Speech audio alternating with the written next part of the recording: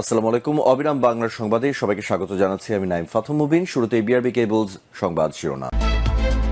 শেখ মুজিবকে বাসায় মারার প্ল্যান ছিল না, চাঞ্চল্যকর তথ্য দিলেন কর্নেল রাশেদ। আওয়ামী লীগ নির্বাচনে অংশ নিতে পারবে কিনা প্রশ্নে যা বললেন ইসি, থাকছে বিস্তারিত প্রতিবেদন। শেখ মুজিবকে বাসায় মারার প্ল্যান ছিল না, চাঞ্চল্যকর তথ্য দিলেন কর্নেল রাশেদ। শেখ মুজিবুর রহমান সহ তার পরিবারের প্রায় সব সদস্যদের ১৯৭৫ সালের ১৫ই আগস্ট এক সামরিক অভ্যুত্থানে নির্মমভাবে হত্যা করা হয়। এ হত্যাকাণ্ড এবং এর পূর্ববর্তী ও পরবর্তী রাজনৈতিক পট পরিবর্তন নিয়ে সাংবাদিক ইলিয়াস হোসেনের লাইভে মেজর ডালিমের পর এ বিষয়ে প্রথমবার কথা বলছেন বীর মুক্তিযোদ্ধা lieutenant colonel M Rashed Chowdhury. শুক্রবার রাতে সাংবাদিক ইলিয়াস হোসেনের ইউটিউব চ্যানেল লাইভে যুক্ত হন সাবেক সামরিক কর্মকর্তা রাশেদ চৌধুরী। এ আলোচনায় রাশেদ চৌধুরী বলেন কিভাবে শেখ মুজিব হত্যাকাণ্ডের সঙ্গে তিনি জড়িত ছিলেন, 15ই আগস্টের হত্যাকাণ্ড কেন ঘটালেন। জানতে চাইলে সাবেক সামরিক কর্মকর্তা রাশেদ চৌধুরী জানান, যুদ্ধের পর দেশের অবস্থা দেখে তারা হতাশ হন। ১৯৭২ এবং ৭৫ সালের দুর্ভিক্ষ ও লুটপাটের পরিস্থিতি তরুণ অফিসারদের মধ্যেও আলোচনার বিষয় হয়ে ওঠে। পরিবর্তনের উপায় নিয়ে গোপনে আলাপ আলোচনা চললেও সিনিয়ররা তা প্রকাশ করতেন না। ১৯৭৫ সালের ঘটনাটি আগে থেকেই পরিকল্পনা করা হলেও বাকশাল গঠনের পর চিন্তাভাবনা আরও গভীর হয়। তিনি বলেন, তবে আমি মূল পরিকল্পনার অংশ ছিলাম না, শুধু আলাপ আলোচনা করতাম। বীর মুক্তিযোদ্ধা রাশেদ চৌধুরী জানান, 15ই আগস্টের অপারেশনের নেতৃত্ব ছিলেন ফারুক আর রশিদের দায়িত্ব ছিল রাজনৈতিক ব্যক্তিদের একত্রিত করা। শেখ মুজিবের বাসা সেরনিয়াবাদ রেডিও স্টেশন ও শেখ মনির বাসাকে টার্গেট করা হয়। মেজর ডালিম রেডিও স্টেশন ও সেরনিয়াতে বাসার দায়িত্বে ছিলেন, আর রাশেদ চৌধুরী ছিলেন রেডিও স্টেশনে ডালিমের অধীনে। তিনি বলেন, ভোরের দিকে রেডিও স্টেশন টেকেন ওভার করে ভাষণ দেওয়ার জন্য প্রস্তুত করা হয় এবং পরে ডালিম এসে আমাকে জড়িয়ে ধরে বলেছিলেন, ইউ হ্যাভ ডান ইট। অপারেশনে যাওয়ার আগে বিস্তারিত ব্রিফিং করা হয়নি জানিয়ে রাশেদ চৌধুরী বলেন, মুজিবের ভাগ্যে কি হবে তা আমরা জানতাম না। মুজিবকে বাসায় মারার কোনো প্ল্যানই ছিল না। পরিকল্পনা ছিল তাকে অ্যারেস্ট করে সোহরাওয়ার্দী উদ্যানে নিয়ে এসে সাময়িক কোর্ট মার্শাল করা। রশিদ ও ফারুক ছিলেন অরিজিনাল প্ল্যানার। এরপর সকাল 8:30টার দিকে রশিদ খন্দকার মোস্তাককে নিয়ে রেডিও স্টেশনে আসেন এবং তাকে গার্ড অব অনার দেওয়া হয়, কারণ তিনি তখন বাংলাদেশের নতুন প্রেসিডেন্ট। এরপরও রেডিও স্টেশনে নতুন সরকারের হেডকোয়ার্টার হয়ে ওঠে। রাশেদ চৌধুরী বলেন, মুজিবের বাসভবনে কি ঘটেছিল তা আমি সরাসরি দেখিনি, তবে পরবর্তীতে জানতে পেরেছি। আমার বইয়ের মেজর বজলুল হুদার স্টেটমেন্ট উল্লেখ রয়েছে। তিনি সৈন্য নিয়ে ভোরে মুজিবের বাসভবনে পৌঁছে সুবেদারকে জানান, army has taken over, movie is no more in power. এরপর শেখ কামাল স্টেগান নিয়ে গুলি ছুড়তে ছুড়তে নিচে আসেন এবং তার স্ত্রী সুলতানা অটোমেটিক রাইফেল দিয়ে দোতলা থেকে নিচে গুলি করতে শুরু করেন। এতে এক সিপাহী নিহত হয়, কয়েকজন আহতও হন, যা দেখে অন্যান্য সিপাহীরা ক্ষেপে যান। বজলুল হুদার মতে শেখ কামাল ও সুলতানা প্রথমে গুলাগুলি শুরু করেন। শেখ কামাল সিঁড়ি দিয়ে নিচে আসছিলেন, গুলি করতে করতে চিৎকার করছিলেন। দোতলা থেকে গুলি এসে এক সিপাহী মারা গেল।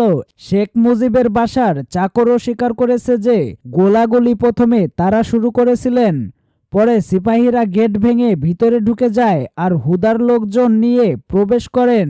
সে সময় শেখ কামাল মারা যান। হুদার বরাত দিয়ে রাশেদ চৌধুরী বলেন, তিনি কয়েকজনকে নিয়ে ওপরে গিয়ে শেখ মুজিবকে নামানোর চেষ্টা করেন। শেখ মুজিব ঘর থেকে বের হলেন, শেখ জামাল ও সুলতানা আবারও ওপর থেকে এলোপাথারি গুলি ছোড়েন। এক গুলিতে মুজিবের পেছনে থাকা সিপাহী পড়ে যায়। মুজিব দাঁড়িয়ে থাকলেও হুদা আর মহিউদ্দিন ডাক করে নিজেদের বাঁচান। গুলির শব্দে লাঞ্চারের লোকজনও এসে পাল্টা গোলাগুলি চালায়। এক পর্যায়ে মুজিবের গায়ে গুলি লেগে যায়, পরে তিনি পড়ে যান। শেখ রাসেলকে কেন হত্যা করা হলো জানতে চাইলে রাশেদ চৌধুরী বলেন, সবাই দোতলার একটা রুমে বন্ধ ছিল। শেখ মুজিব পড়ে গেলে ওপর থেকে জানালা দিয়ে গোলাগুলি শুরু হয়। বজলুল হুদার মতে কয়েকজন সিপাহী জানালা দিয়ে গ্রেনেড ড্রপ করেন। ওই গ্রেনেড ব্লাস্ট হয়ে বাকি সবাই একসঙ্গে মারা যান। রাসেল নিচে আসেনি, শুধু শেখ কামাল নিচে মারা যান। মুজিবের মৃত্যুর পর ফরেনসিক কর্নেল হয়তো দেখা যেতে পারে কিভাবে মারা গেছে, গুলিতে না গ্রেনেডে, বিস্ফোরণে। রাশেদ চৌধুরী বলেন, শেখ মুজিব 1972 সালে ঢাকা ফিরে আসার পর জনগণের বিপুল ভালোবাসা পেয়েছিলেন, যা অন্য কোনো নেতা কখনো পায়নি। শেখ মুজিব 71-এর আগে পাকিস্তানের বিরুদ্ধে সংগ্রাম করেছিলেন এবং দেশের স্বাধীনতার জন্য কাজ করেছিলেন। কিন্তু পরবর্তীতে ক্ষমতায় এসে তার শাসনভঙ্গি পরিবর্তিত হয়। তিনি তখন গণতন্ত্রের পক্ষ না হয়ে স্বৈরাচারী হয়ে ওঠেন, যা ছিল খুবই আশ্চর্যজনক। রাশেদ চৌধুরী মুজিবরের মৃত্যুর জন্য দুঃখ প্রকাশ করেন। মুজিবরের মৃত্যু এবং রাজনৈতিকভাবে নির্দোষের মৃত্যু দুঃখজনক, তবে এমন কুতে কিছু লোকের মৃত্যু অনাকাঙ্ক্ষিত নয়। আওয়ামী লীগ নির্বাচনে অংশ নিতে পারবে কিনা প্রশ্নে যা বললেন ইসি, থাকছে বিস্তারিত প্রতিবেদন। প্রধান নির্বাচন commissioner EC M Nasir Uddin বলেছেন, আওয়ামী লীগ নির্বাচনে অংশ নিতে পারবে কিনা তা নির্ভর করছে শেষ পর্যন্ত দলটির নিবন্ধন থাকে কিনা। এছাড়া নির্বাচন ব্যবস্থা সংস্কার কমিশনের দেওয়া অনেক সুপারিশ বাস্তবায়িত হলে কমিশনের স্বাধীনতা খর্ব হবে বলেও শঙ্কা প্রকাশ করছেন তিনি। রোববার নির্বাচন ভবনে RFED টকে ইসি এসব কথা বলেন। টানা প্রায় 4 মাসে কর্মযজ্ঞে 18টি এরিয়া ধরে 150টি সুপারিশ করেছে নির্বাচন ব্যবস্থা সংস্কার কমিশন।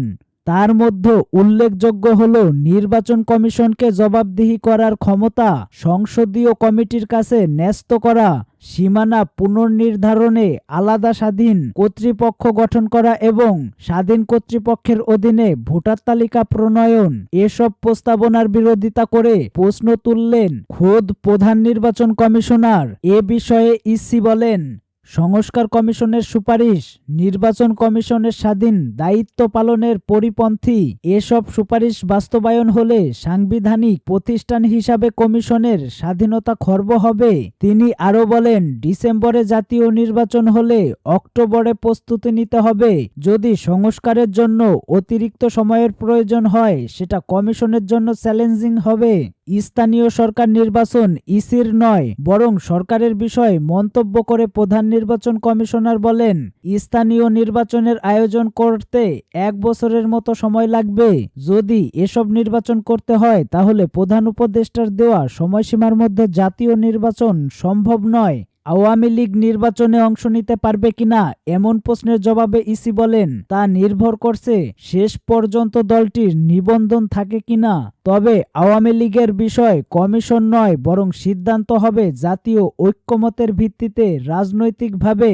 জাতীয় নির্বাচন আয়োজনে আইন শৃঙ্খলা বাহিনীর ওপর পুরোপুরি নির্ভর করতে চায় না নির্বাচন কমিশন। প্রধান নির্বাচন কমিশনার বলেছেন, জনগণই পাহারাদার হয়ে থাকবে সকল অনিয়ম ঠেকাতে। প্রয়োজনে কাজে লাগানো হবে বিএনসিসিকে।